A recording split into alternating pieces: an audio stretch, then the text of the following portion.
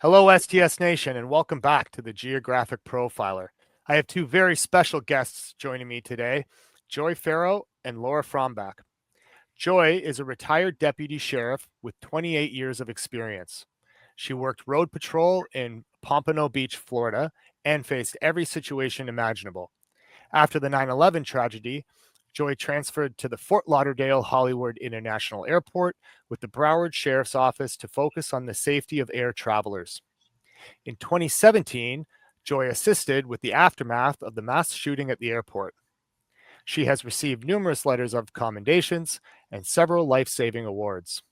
Laura was introduced to technology in the U.S. Army working on Pershing nuclear missiles. Having spent much of her career as a technologist and engineer with IBM, HP, FedEx, Coca-Cola Enterprises, Lenovo, and others. A turning point in Laura's life was the aha moment when she correlated her mother's mental illness to domestic violence. She now advocates for local domestic violence shelters. April is Sexual Assault Awareness Month, and today we will be discussing the very important topic of women's safety. Thank you, Joy and Laura, for joining me here today. Hi, thanks for having us, Doug. Thank you. We're thrilled to be here. No, I really appreciate you coming on. And as I mentioned, this is such an important topic. The topic of women's safety is really important to me on a personal and on a professional level. I have so many women in my life whom I love and care about. I have a young daughter of my own. And on a professional level, because so many of the cases I work involve violence against women. And who doesn't have an important woman in their life? Absolutely. And I guess just to start off, before we hit record, we were discussing your book and website. So why don't we start there? Why don't you tell us about your book? Our book encompasses everything that both of us know professionally and personally about violence against women. As you mentioned, Doug, Joy has professional experience, being a retired deputy sheriff, and I grew up with violence. And when we went to look for this book, after Joy retired, we were talking about it. We went to look for a book like this that was written about women's safety by women for women, and it did not exist. So we had to write it. But we really felt that it was incumbent upon us to share all of the knowledge that we learned, particularly for younger women. So many women in their teens, 20s, and 30s are victimized. They're targeted by predators. And really, not having a book by women for women, we actually felt that, that it just wasn't right, that there was, this was a vacuum really that needed to be filled. And we didn't want to just make it a book of stories and do this, don't do that. So a lot of extensive research went into this. So it doesn't just include our stories, although those are included as well, from an experience perspective, but also all of the research that backs up all of the assertions that we make, all of the statements that we make are backed by science, they're backed by facts, and they are backed by cases to prove, and we footnoted everything, and our editorial staff checked it numerous times to fact check everything that we said to make sure that everything that we put forth was not just our opinions, but also experience and science together. And I really appreciated that. And I got the audio book version. So anybody who's interested, you can pick up the book in print or audio. And I really appreciated that it did include your personal stories, because it showed that this is someone that you two are writing this from not only a research perspective, but also a personal experience perspective. Right. We didn't just write it from behind the desk. We were actually victims and experienced in all of it. And the other thing, and I mean, I recommend this book to everybody. And one of the books that I've always loved and that I always said I would have my daughter read is Gavin de Becker's The Gift of Fear. And I put this book, I mentioned this to you beforehand, but I put this book right up there with it. This is a book I definitely recommend to everybody to read. And of course, it has a focus on women. But it's a book that I will definitely have my daughter read when she's a bit older. Excellent. And as we mentioned as well, we are huge fans of Gavin de Becker. And Mr. de Becker himself came from a similar background like mine. He talks in his book about being the child in a violent household and how, he had to learn to discern at a moment's notice whether or not that violence was going to occur, and to be able to tell without even thinking, really on a subconscious level, what do I need to do next to stay safe? And we talk about that in our book, sort of an extension of The Gift of Fear, is that our bodies know, our subconsciouses know, long before our conscious mind knows what's going to happen. But as women, we are socialized to be polite, to be generous, to be giving. And so we have been socialized really to push our instincts back down. And women so often tell themselves, we're being foolish. I'm overreacting. And the truth of the matter is, we're not overreacting. That's our instinct saying, watch out, something's coming, before we even have a chance to think.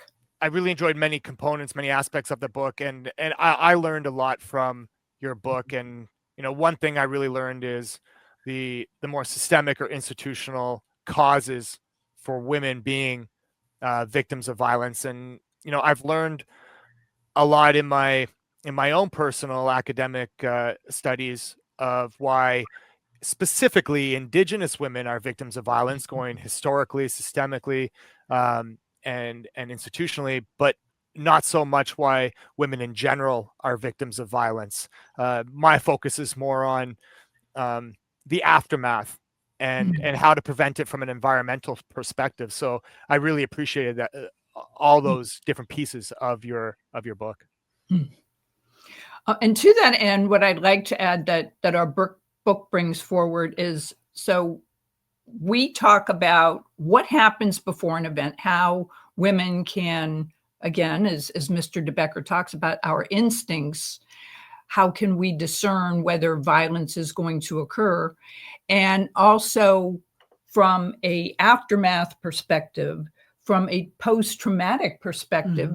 So not just in terms of, post-traumatic recovery, but post-traumatic growth. And, we are certainly not advocating that the violence is ever justified in any way, shape, or form. The victim is never at fault, but that what Joy and I have experienced is that recognizing and speaking out about the violence that we've experienced and how we've put ourselves back together and experienced really post-traumatic growth and really transformed ourselves from being survivor to thriver, as a lot of people call it, from being a victim to transforming into somebody who advocates for victims and encourages women and all victims, really, because even when men are victimized, nobody wants to be a victim. Everybody's ashamed of being a victim. And, the shame belongs on the perpetrator. It doesn't belong on the victim. Do you mind telling us a bit about your website and what it provides? Our website provides, first of all, the overview of who we are. It's actually still in development. But our blog articles and our writings are really what we use to communicate with all people, not just women, but we focus on women because of the emotional and mental aspects, but to communicate our insights on current events and how those current events really feed into the systemic violence against women, the college red zone, coercive control in intimate relationships, how to recognize a potential abuser on the first date, because those abusers target their victims, and they are victims. They target their victims on the first date. How women can keep themselves safe while running.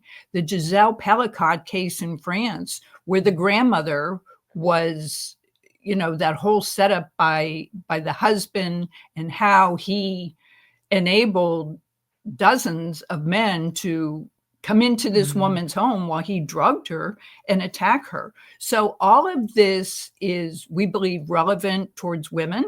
And like you, Doug, people who love women, in enabling women, again, focusing on the younger women, how to keep themselves safe and how to really communicate the insights that we've learned about predators, again, from a personal and a professional standpoint, so that other people don't have to go through this. It doesn't do anything, to be clear. Our website doesn't do anything to help prosecute perpetrators, to help stop predators. But what it can do is help the victims, the potential victims, reduce their chances by recognizing the patterns, reduce their chances of becoming the victim of a crime. There's so much great information on your website, and I've been going through it, as I mentioned to the both of you. And some of the articles, the blogs, I absolutely, I love them. They're great reads. They're not incredibly long reads, and I recommend everybody going and checking them out and reading through them. And I learned a lot from them. And one passion of mine, one thing I've always wanted to do, is put together a self-defense type class that focus both on the behavioral and the physical for women specifically. I've provided self-defense training for men and women, a general audience, but I've always felt that I wouldn't be able to do that as a man alone, because there's so many, you don't have the women's perspective, and there's so many components to that you would need a group to put that together with a female perspective. And that was reinforced when I've read your book and I read your articles, that is just, it's so important to have that female perspective. And we appreciate that too, because so many times the male template is applied to the female experience. And, Joy, of course, has gotten a lot of professional training. I have gone, as a result of my upbringing, have gone to many, many self-defense classes, many, many courses put on always by policemen who don't understand the women's perspective, and don't understand that physically, and emotionally, our abilities are not going to be the same as a man on man. And, Joy has been in many fights, and, she's able to handle herself. But there's a lot of women who don't have, of course, Joy's experience. And it's very hard to tell women, just kick them in the leg, kick them here, or you can just grab them by the wrist. And, men are, in most cases, 3 times the strength of some women. And, just grabbing them by the wrist is, hard for women to pull away from that, unless you know how. But, a lot of the advice on social media, or, sometimes from some men in some self-defense courses, they'll just give you advice really for another man in a fight, and not accurately for women of all heights, or, whether you're disabled or not, or what you can physically do. I mean, it was hard enough for me to fight men much taller than me, much stronger than me. But, there were other things that I could do that, the average, woman being surprised by somebody being grabbed around the neck or the arm, or held in such a way, they just don't know unless you're trained the right way. Right. Yeah, no, I completely agree with that. And, I think another big factor is, and I don't know what goes through a woman's mind on a regular basis, but as a man, I'm never worried about even having to confront that situation. And If I, right. that's a problem, right? Exactly. And that's interesting because, a lot of women would agree that, these are the things that they have to leave their house with that men don't. Do men carry pepper spray? Or men told, be careful when you go here, look around when you leave the car and the store, and hold your purse. Like, I mean, there were so many things along with everything else that women have to do the second they get up in the morning. And that's from being in a comfortable household. So think if they're living in a household that's stressful or abuse. So those are only added things that they have to, think about, and then how to keep themselves safe, on the bus, on the train, wherever they're just plain walking out and around, jogging, any activity outside lately is a headline in crime. None of these crimes are one-off crimes. A lot of these predators have a history. If I could just point out one more thing, so many women are out and about with children. So not only do they have to keep themselves safe, they have to keep their children safe as well. And so all of the thought processes and the preparation around keeping not only ourselves safe, but our children safe, especially a single mom, with young kids. And, she goes shopping. We see them, at the grocery store, Target, all the time. They're taking the little one out of the back seat. Their back is completely exposed. Maybe they have another child with them. How do they keep themselves safe? And, all of, again, the thought processes that they have to go through to not be targeted. We know one mom who locks herself in the back seat, locks the car while she takes her child out of the car seat, then gets out of the car, looking around to make sure, and this is just in the parking lot, making sure that she's not a target. So, again, these are things that a lot of people, particularly men, don't have to think about. And so we just want to point out, all of the things that women have to keep in account, let alone what are we going to get at the grocery store? Of course. And that's a great example. And it kind of leads into one of your blog articles on the 5 ways that to improve your situational awareness.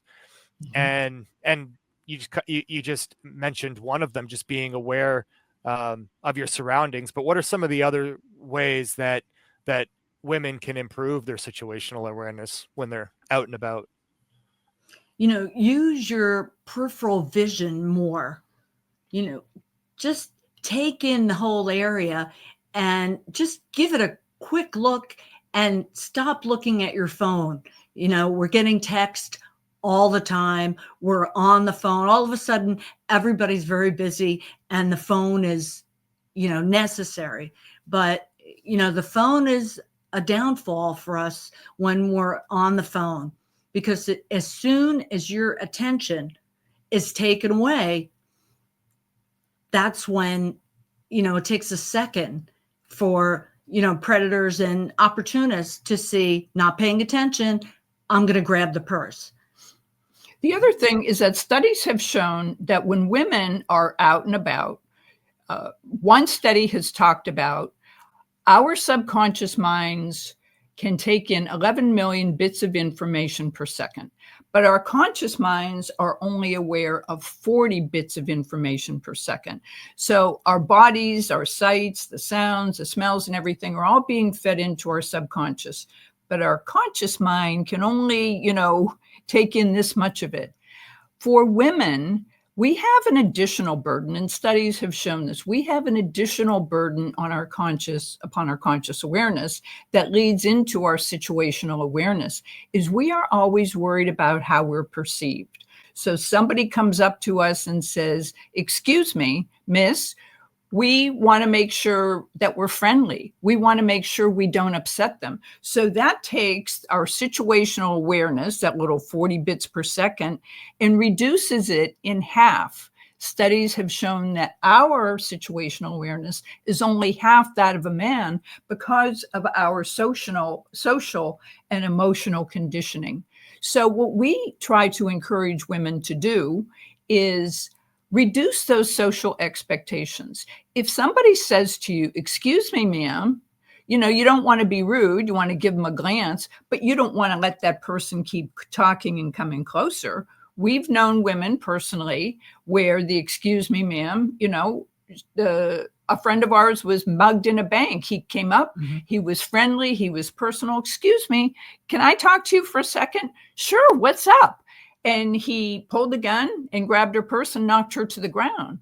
So as far as women are concerned, those societal expectations really are a burden upon us as far as our personal safety. So as Joy said, be aware of really what's going on around you. What can you listen to? If you have ear pods in or earbuds, keep them in transparent mode so that you can really pay attention to what all 5 of your senses are saying, and reduce your expectations on yourself to respond to what everybody out and about is trying to get your attention. Because if you don't know that person, the chances are pretty good that they don't intend any good for you. We're not saying be rude wherever you go, but your safety is paramount. And usually when men are stopping women, now we're not going to say that women aren't predators too, but we're looking at men as the predators that are usually physically attacking women. And when men are stopping women in the parking lot, they want to talk to you when you're out hiking or jogging or going to the store. And it's just usually a question. You're in the parking lot, the parking garage. "Excuse me." Men don't usually ask women a question out of the blue. Come on, they're going to figure it out. But women are just so conditioned to want to respond to an answer. "Oh, I have that for you. Oh, let me answer that for you." So when you stop, you've now closed the gap and they take a couple steps closer. So now you have to decide what to do. Are you going to talk longer, or is it time to run away? Have you just realized this wasn't a good idea? So these are things to keep in mind when you are out and around. And are you carrying some form of a self-defense tool so you can be ready and have it ready near your purse so you don't have to dig around for it? But, these are things that we want women to be a little more prepared when they are out and around, because women are so busy today and you just have so much on your mind. And when you hear somebody come up and say, "Oh, excuse me," you're like, "Oh, yeah." And we say, women are not the world's Swiss Army knife. You are not out there to answer everybody's question. Just can't happen. Those are all great points. And one thing in my work that I often tell people is we look, but we don't see. Exactly. And a lot of that applies to what you're saying here. And another point that you made, I think, in that article, to always be aware of entry and exit points. if you have to get out of a situation, and it just resonates. And I can see that how it crosses over into what, what I do in my field of work as well. And I thought it was, an excellent read. Great. Thank you. And one of the things to add to all of this is when we prime our brains to be ready for a situation, as simple as the exit signs. If you're out shopping, where's the exit sign? I'm here, here's the exit sign. I'm here, here's the exit sign. And it's just as simple as noticing. You're priming your brain. So if something does happen, God forbid some situation occurs, that you know exactly what to do, because otherwise your brain's going to freeze. If you don't know what to do, and this has been proven in many studies as well, when people don't know what to do, they freeze. And once they stop freezing, then they either fight or they flee. But that first instinct, while you're trying to process, while your brain is trying to catch up with what's going on, is to just stand there and do nothing. During the 9/11 attacks on the tower, so many people didn't know what to do. They just froze in place for sometimes 10 minutes before they finally were able to respond. And oftentimes, sadly, that's too late. And there've been plenty of disasters in malls, besides shooting, but there've been fires or fires in a club, and a situation where people didn't know how to get out. And the exit was the simplest way, and it wasn't the way you came in. So that's something to keep in mind when you're out and around, or somewhere that you're visiting, or you haven't been to that club or restaurant. Besides the way you came out mentally, that's what everybody is going to remember. But you want to look around and know that there are other exits. In every restaurant, in every mall, there are other exits to get out, the food court, the stores. They don't all go out the front. That's great. That's great advice. And, on the freezing thing, I guess it's not just a fight or flight. It's almost a fright, fight or flight. Right. It's different responses to these situations. Looking at it from the offender's perspective, or somebody intent on doing somebody harm, and this kind of leads into one of your other articles. How does somebody that has intent on committing a violent sexual act, how do they select their victims? The way any other predator in the wild selects their victims, the weakest link. They look for body language. They look for, to go back to what we just said, excuse me, ma'am, they look for kindness. Can they approach without a threat? Can they select somebody that's not going to fight back, or they don't think they're going to fight back? Can they select somebody that's going to be the easiest to overcome, that they can get what they want without a large investment of their own resources? And I'll give you an example. You can't see a lot of me, but I'm a relatively small person. I'm 5'3", 110 pounds, and I have been selected by predators too many times just because of the way I'm built. And, I was just thinking this morning, I've been attacked at least 3 times. And I've been approached 4 times. The 4th time, the guy just came up to me in downtown Fort Lauderdale, and he said, I could pull my gun on you, or you could just hand me some money right now. And I gave him a 10 and he walked away. But the 3 other times, I was physically attacked. Now, the first time did not have a good outcome. But what I did was I learned the same way that predators do. I am not going to be in that situation again. And predators know from each time that they attack somebody, they learn, they train. And so the first time I was attacked was in a laundromat, bad outcome.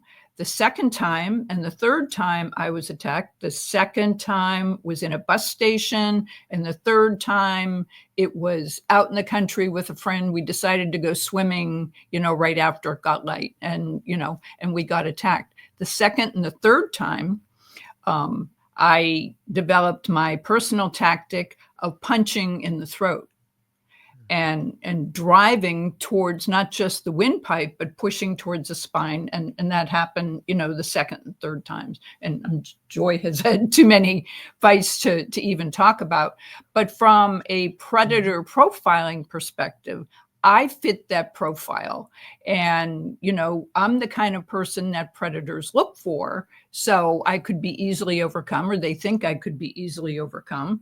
And I showed at least two of them that, I fight back, but they look for people that they don't think will fight back. And so I think back in the day when I was attacked, my body language was different. Perhaps I wasn't as confident. Perhaps I wasn't as strong. I train now. I train in the gym. I train to be strong. I train to be confident. And I don't think a predator would look at me today and say I would be their first choice. So predators do look for victims. They profile victims the same way that law enforcement profiles predators. Wouldn't you agree? Oh, absolutely. And, they look for the distracted person. Are you distracted with the big headphones on, the little headphones, whether you're jogging, hiking, biking, something where they know the route and, they know the area. And if they do attack, they know how they're going to get out. So, it's good for you when you're out and around to know, I've never taken this bike route before. Well, if you've never taken it, it's good to maybe go with a friend, or if you can't even, drive it first, and see that if you needed to go another route, not in the middle of a situation, because you don't know where to go. If I go through the forest, if I jump over this, what's there? But at least if you went with somebody else, at least check out the area. Let's just go for a hike today and you have no idea where this leads. So you don't want to get yourself into a situation where somebody else knows that area much better than you do. So they have the upper hand. So, these are little things that can help you out of a situation.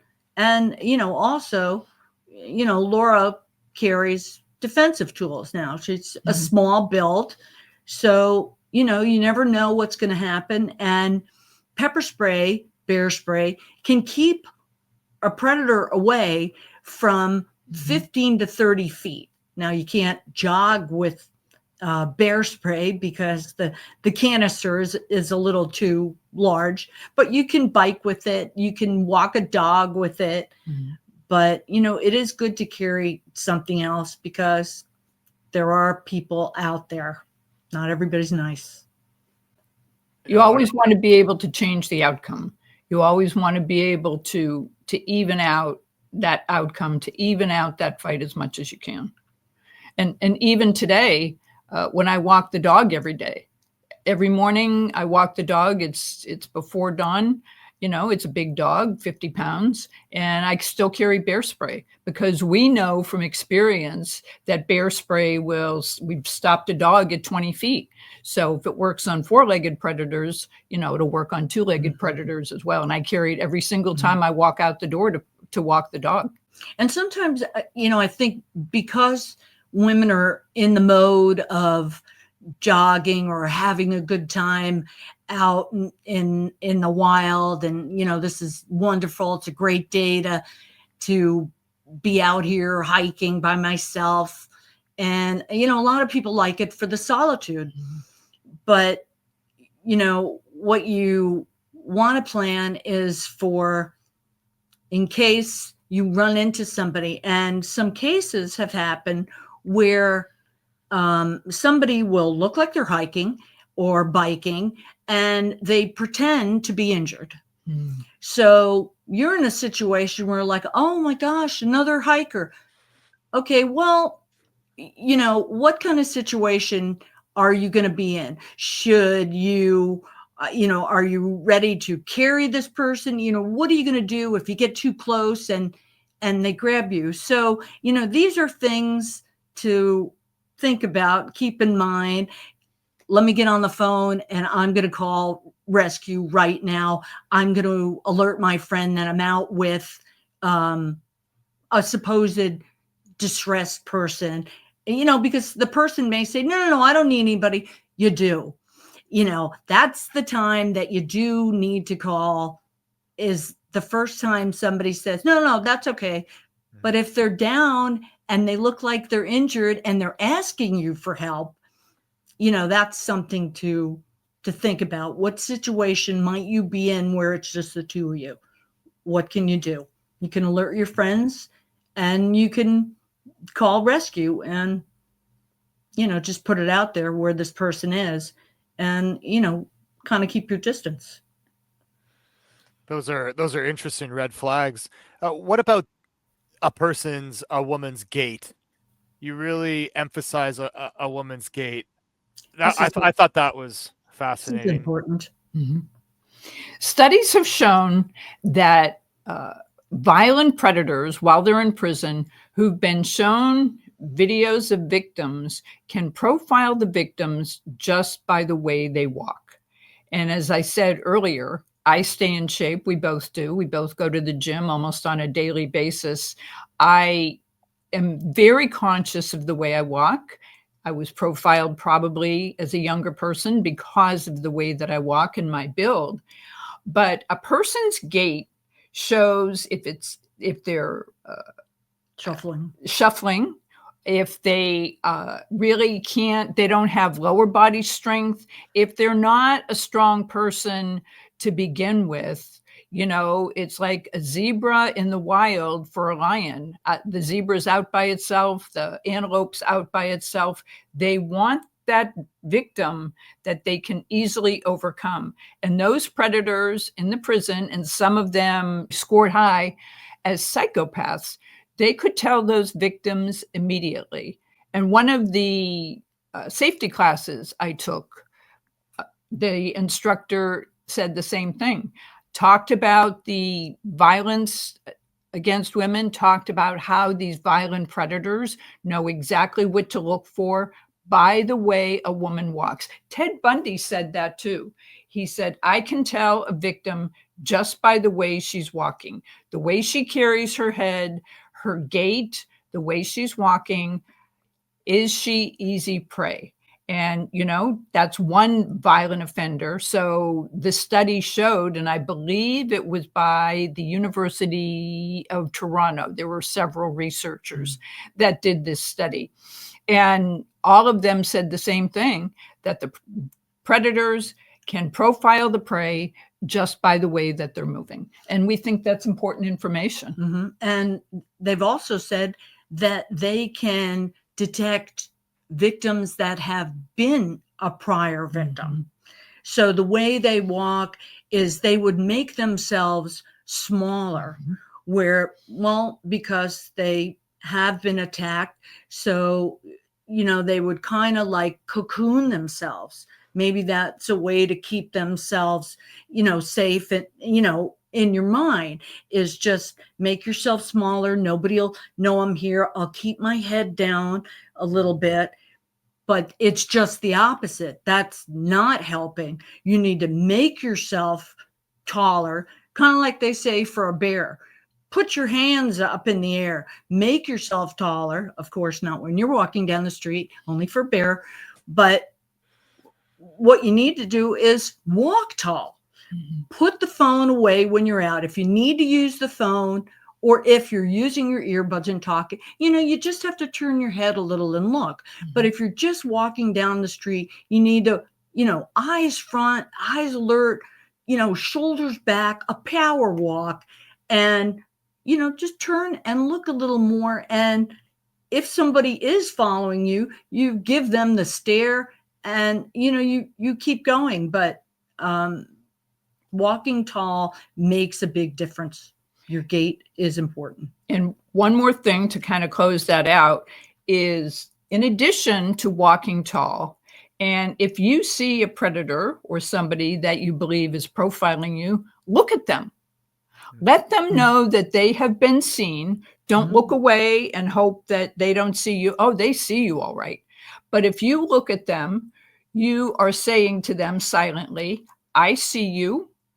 I am prepared to take action on my own behalf. I'm prepared to keep myself safe. I'm not the first person you're going to want to choose. And I've done that many times, not in a, I'm going to take you on sort of way, just a confident, I see you. You've been seen. I see what you're wearing. I see how far away you are. And I see your proximity to me. And I notice that you're looking at me. Just an acknowledgement and go on. You don't want to really escalate that look any more than you have to. Right. To be defiant about it. Right. You don't want to get into a staring contest or an aggressive contest with them. It's just a confident, I see you, bud, and I'm going on my way. There's also, if you feel that you are being followed, there's no reason for you not to make a phone call and call 911. You don't need to have to put up with that. I don't know if I want to call yet. Maybe he's not. You know what? You can tell after a few blocks, or if somebody is keeping pace with you, looking over the side of the street, and you change, they change. These are things to keep in mind. It's kind of like at home where, people, they don't want to call 911. There is no reason not to call 911. On the street, in your car, call sooner than later. Haven't you heard people say that they really didn't want to bother the police? And all the time. And really why that's a they didn't think misnomer? it. Yes. They didn't think it was a big deal. I wasn't sure, even if there was somebody at your house and in the back. Well, I'm not sure. If you're not sure, then you can call. The police work all over 24 hours.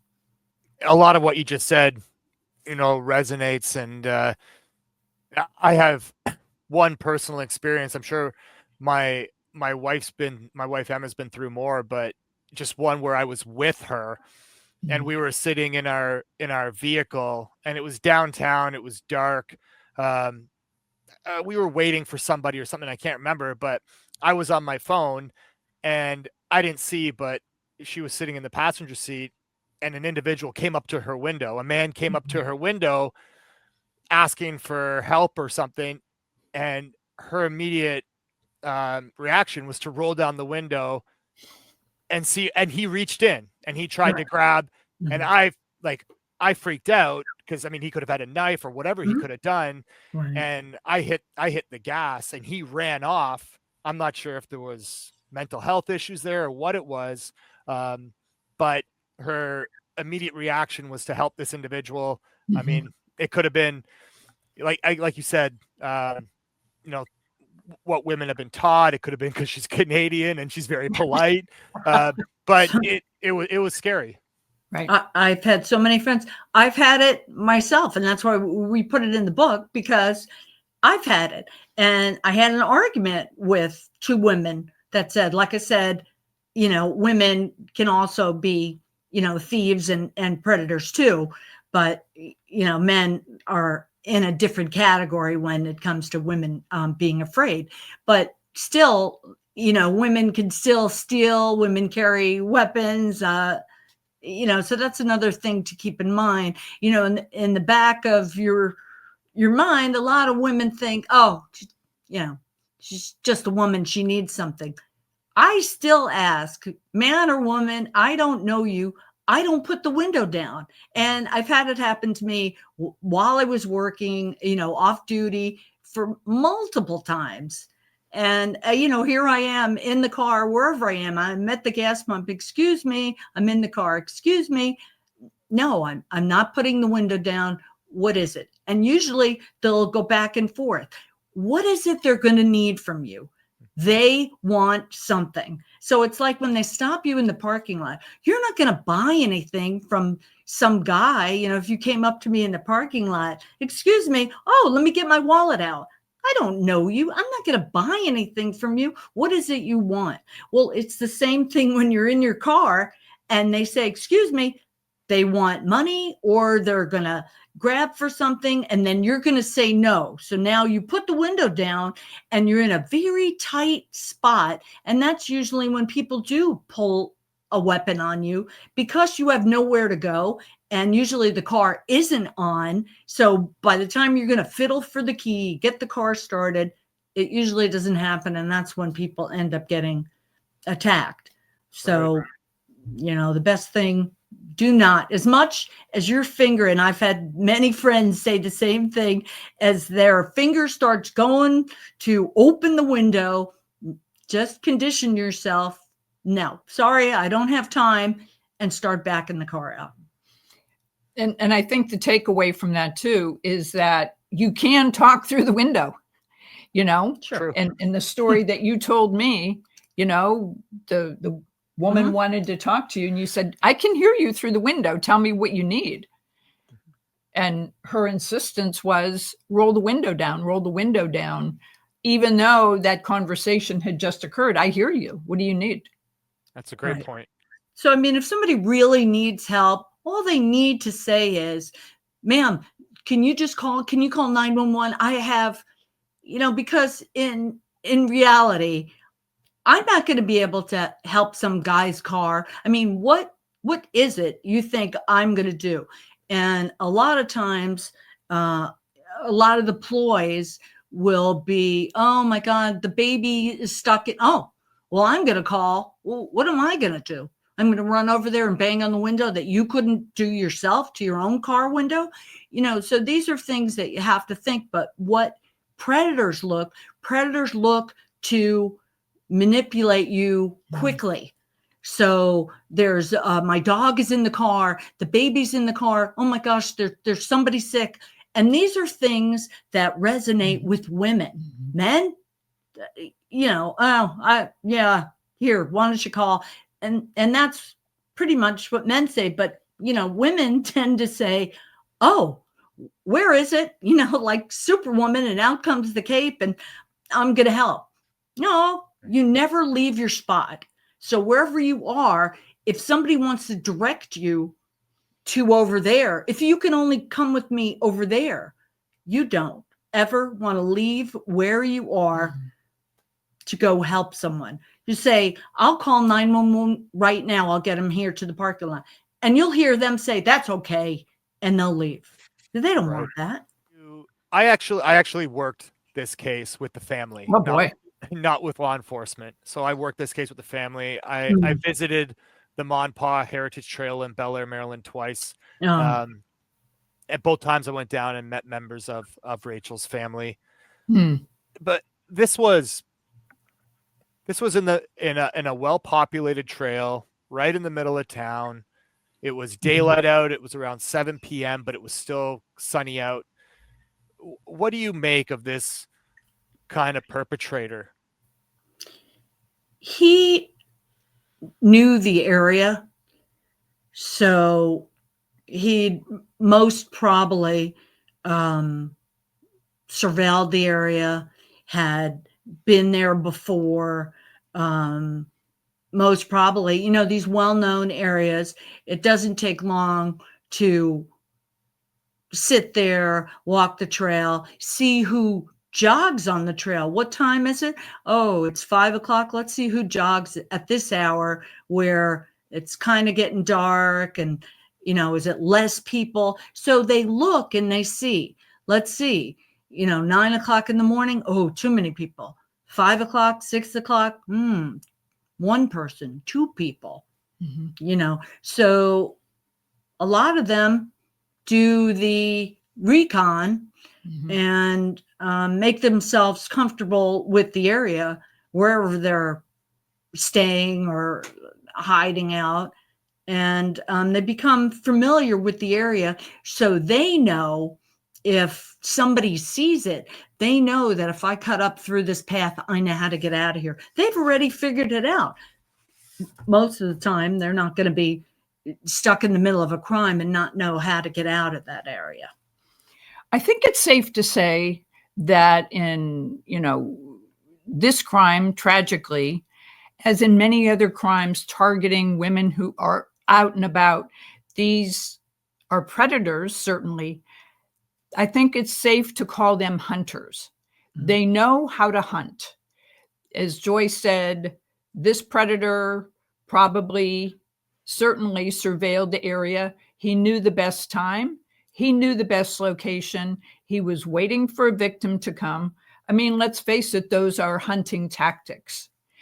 He was somebody who had previously had law enforcement encounters. They had DNA. It took them a while to catch up with that. But in all of these crimes of this nature, women out and about, women in isolated areas, the attacks are almost 99% of the time sexually motivated. They are always predators who are hunters, who know how to hunt for their prey. And sadly, in this case, the prey are women. Mm-hmm. In this specific case, I mean, obviously, as we mentioned, she was on a well-populated trail on a Saturday afternoon. Mm-hmm. It's not, there's cases such as Molly Tibbetts, who was, I think, running down a road, so she was isolated by herself. Mm-hmm. But how does a lone female jogger stay vigilant when she's in a populated area where she should feel comfortable, and you almost feel like you have a guardian, whether you're male or female, just because of the numbers of people around, that you don't feel like anybody's going to attack you because there is human surveillance, that there are people around. So how do you remain vigilant even in a populated area? Sometimes they blend in. So you never know in what circumstance they pretend to look like a jogger, pretend to wait for a family member, so you don't know. So, all you can do is protect yourself, maybe carrying or wearing a pepper spray or, some type of device that you would have to, that you could carry to fend off somebody. Mm-hmm. And I think it goes back to what we were talking about earlier about situational awareness. To be aware of your surroundings. We don't know what the circumstances were. Was he pretending to tie his shoe? Was he, what was he doing? Did he jump out from behind a tree? Whatever the situation is, there are defensive tools that you can carry, pepper spray, in your hand, etc. But to be vigilant, to use, as Joy talked about earlier, our peripheral vision, to always be alert, which is tragic because one of the reasons people go out in nature to hike, to jog, to run is for the solitude, is for the beauty of nature. It's really to clear their head. A lot of runners talk about, I clear my head. I really get in tune. I get in the flow when I jog. And so that vigilance is important, certainly. But I think another thing to consider is the system that allows these repeat offenders to constantly fall through the cracks, the under prosecution. Many of these predators have been, involved with law enforcement before, have been involved in attacks, have been involved in social media, calls for violence against women. And that the system, the prosecutors really don't take this predation seriously and really don't listen to victims when we report, which, lends itself to another situation, is how many victims don't report. These are high profile cases. This is a high-profile case, a tragic case, but I submit to you of the many, many women that we know who have told us that they have been attacked, rarely have they reported to law enforcement. Mm-hmm. And it just seems like the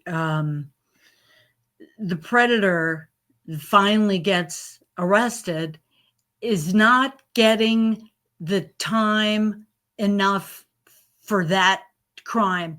And should there be other crimes, which is usually too bad for the jury, is when they find out later, oh, if only I knew that. Well, when they tend to have the bad past, but they get that one last crime and it turns out to murder. So they go, well, that was aggravated assault. That was aggravated robbery. That's not murder. Okay, well, it tends to build up and then it turns into murder, but then you don't hear the past. So they leave out the past and, the jury is left to look at, oh, this one crime, but they had years of all these other incidents. And so it wasn't a one-off. And that's usually how they're being prosecuted. They're being prosecuted as just this case today. And then they, tend to nickel and dime it. And by the time you turn around, the person is out. So I think it would, to sort of wrap this part of it up, is I think it would be safe to say if it wasn't Rachel, it would have been somebody else. And that tragically, that hunter was out that day to prey. And, that whether it was this particular victim, it would have been another victim otherwise.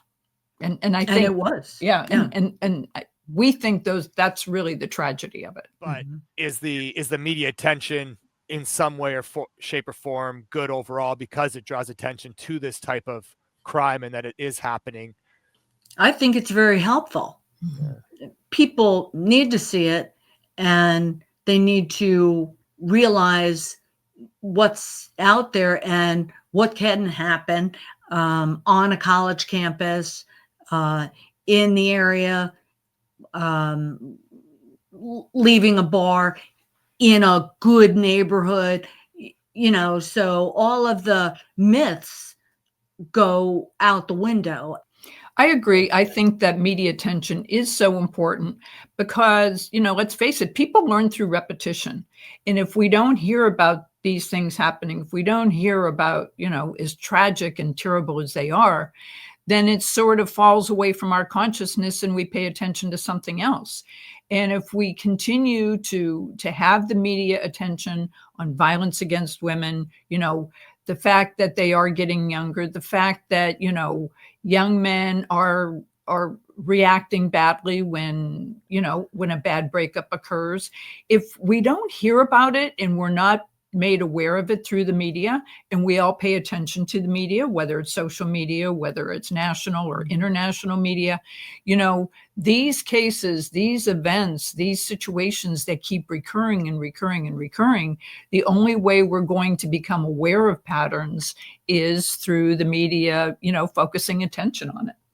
And what's important to remember is when the media, people say, oh, why does the media keep going over this? Well, when you think about it, is this person lost their life. And, it's important for people to realize that in them losing their life, they're trying to save other people. You mentioned the online part of it, and that one of the Google searches that's been increasing over the years is how to harm women. When I read that off your one of the articles on your website, I actually Googled that because I wanted to see what would come up. And thankfully, just a regular Google search, it's all about victim awareness and places women can go if they are being harmed. But obviously, the the men that are Googling that for, or searching that for nefarious purposes are using other sources, deep web, dark web, whatever. Right.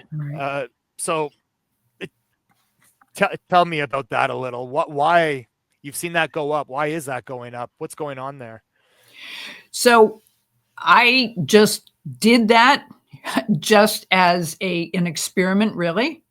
And I was actually stunned with the results to see how, I mean, for one thing, you wouldn't think that would actually be a Google search, how to hurt women, how to hurt a woman. And to see that it went up significantly during the pandemic. I mean, violence against women certainly increased during the pandemic. But again, I think a lot of this violence against women, and the reason that it is increasing, is because of these online forums. And also, not only, the people who are monetizing these courses, who are monetizing this content on YouTube and TikTok and Instagram, but also the algorithms.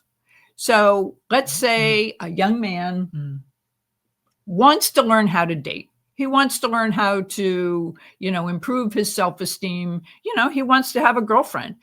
And studies have shown that within a half an hour, he will be subjected and in fact directed to misogynistic and violent content against women, which starts off as curiosity. I'd like to really know how to, ask somebody out in my 9th grade class, or, just even approach her and talk to her, because they're a little overwhelmed, to, what, she's probably never going to go out with me because I don't look like that guy and I don't play football. You know what? The hell with her. And, they're being pulled into this violent content, in their formative years. And that can help, we don't believe, but lead to offline violence against women. Tell me about this this concept that you talk about, the myth of the perfect perpetrator. People think that the perfect perpetrator is a stranger. So, we've talked a lot about strangers and attacking women. And, tragically, as we've talked about, it happens, and it happens far too often. What is not talked about enough is the fact that there is no perfect perpetrator, that there is no profile. Anybody can be a perpetrator.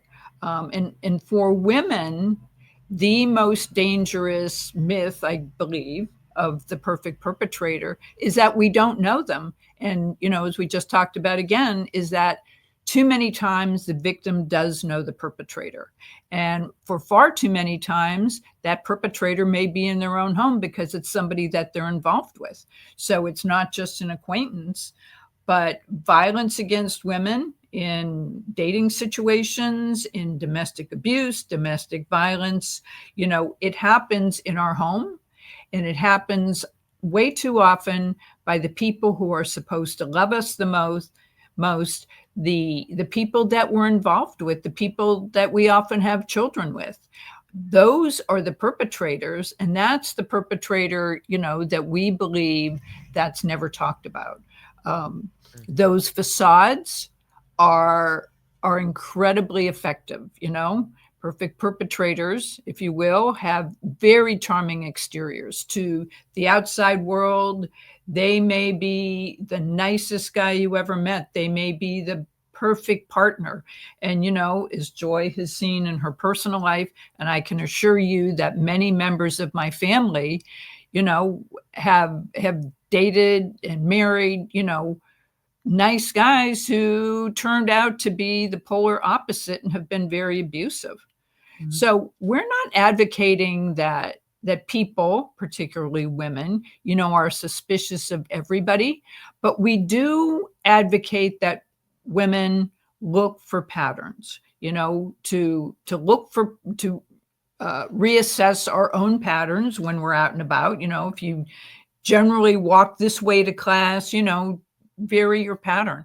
But also, when you're dating somebody, do they try to dominate and control? Do they try to tell you what to do? Maybe first in a friendly, sort of sarcastic way, change your clothes, change your this, change your that. Do they start to isolate you from your family and friends?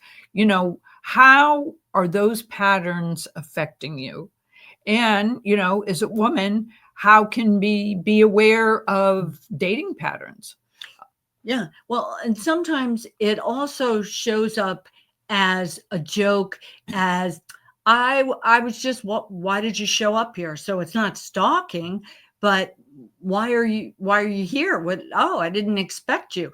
So the excuses started. Told you I was going out with my friends.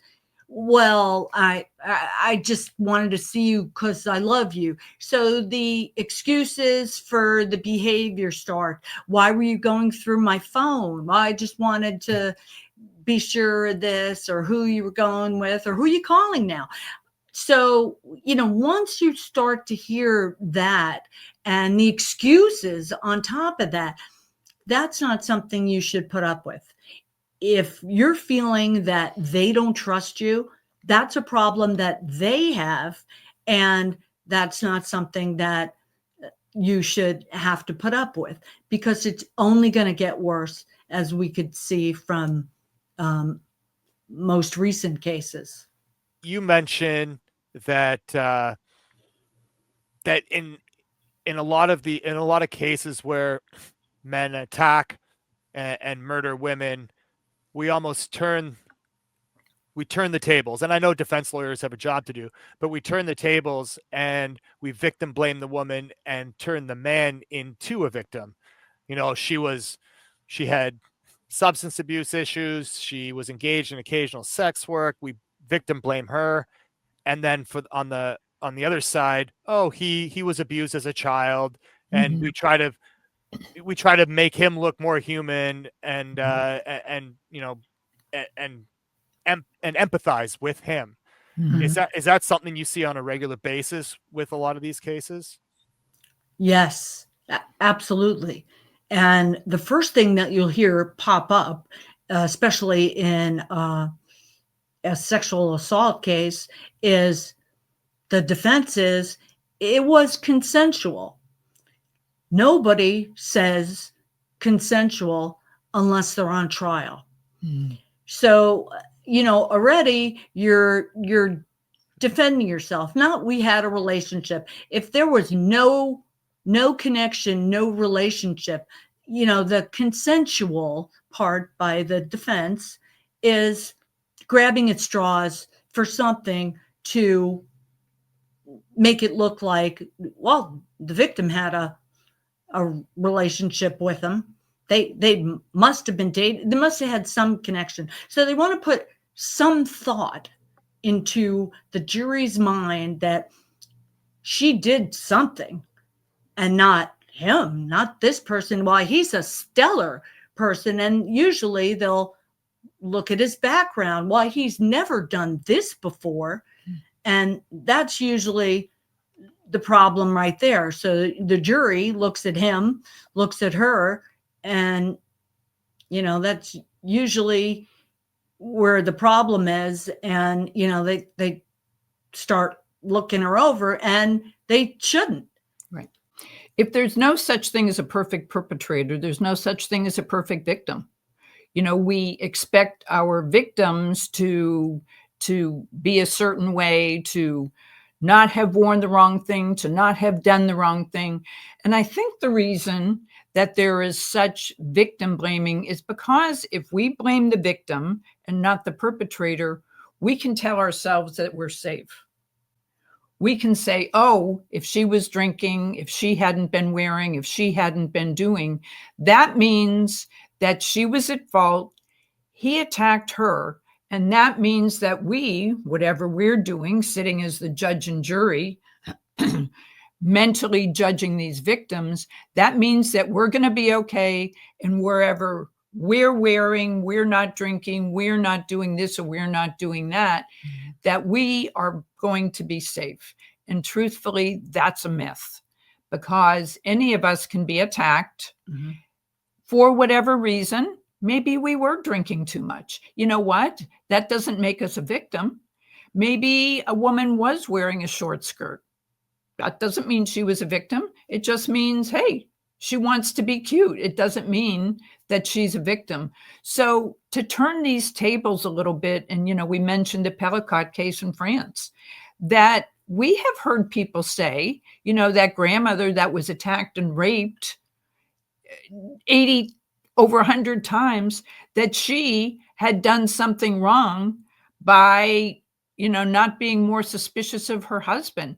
When does that victim blaming stop? And to realize it's always the fault of the perpetrator, and that it's never the fault of the victim. And again, there's no such thing as a perfect victim.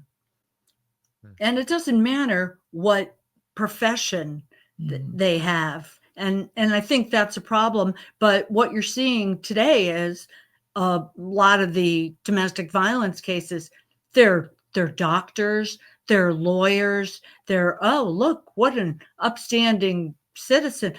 So they're showing that, and they're saying, again, well, he's never done this before. All you need to do is do it one time. Right. That's all for some of these cases, and you murdered her. So, it doesn't matter. It's look at the evidence and not what that person does or did for a living. This has been an enlightening discussion. Do you have either of you have any final thoughts? I think I want to leave your listeners with this, is that, as we talked about in the beginning, women are taught to minimize their instincts, to minimize when they believe that they're in danger. And what I want to say is believe women, for society to believe women, but most importantly, for a woman to believe herself and to have faith in her own instincts and her own ability to keep herself safe. Exactly. Listen to your intuition, believe in yourself, and carry defensive tools.